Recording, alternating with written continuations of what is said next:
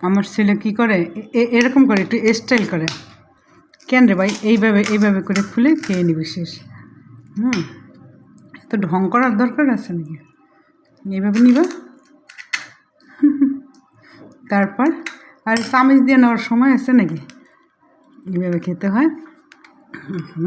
তারপর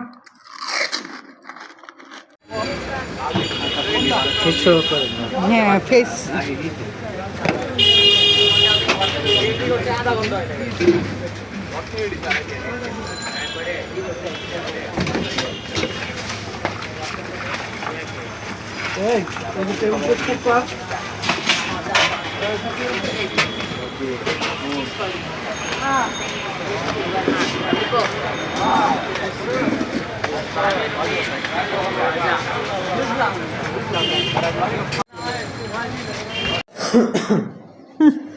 সিজনাল কাশি।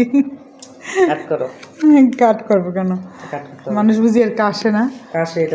হ্যাঁ দেখাবো। আচ্ছা দেখি তো, অনেকগুলো দিছে। হ্যাঁ 100 টাকার এগুলা নিয়ে আসছি। হ্যাঁ যে ফুচকায় খাবো আর কি। আর ভাবছি যে ঘরে তো ফুচকা আছে, ওগুলো ভেজে নেব ব্যাস।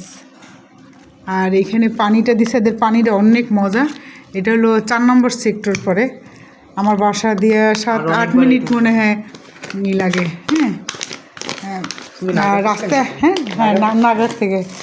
আর সবজি কিনে নিয়ে আসছি, হাঁটি আর জিজ্ঞেস করি যাওয়ার সময়, ভাই সবজি কত, এটা কোনটা কত, কি যেটা দেখি কম আসার সময় ওইটা আবার নিয়ে আসি। এই যে আমার ছেলে সবগুলো বেড়ে রাখতেছে। আর শুধু ফুচকাগুলো ভেজে নেব, মানে অনেকগুলো খাওয়া যায় আর কি। এটা যদি কিনে নিয়ে আসি, এখানে অনেকগুলো কিন্তু। হ্যাঁ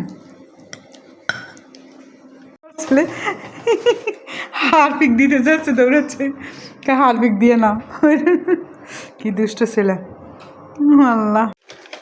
আমি ভিডিও করব, এর ভিতরে আমার বোন ভিডিও কল দিছে, আর ভিডিও করতে পারি নাই এই আর কি। তারপর বললাম বোন এবার একটু রাখ, আমি একটু ভিডিও করবো। আল্লাহ, অনেকগুলো ভেজে ফেলছি। এই যে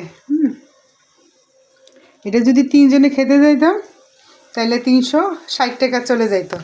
আর 100 টাকা দিয়ে আমি পানি, তারপর ডাল, মানে ফুচকাতে যা লাগে সবটা আমি 100 টাকা দিয়ে নিয়ে এসেছি।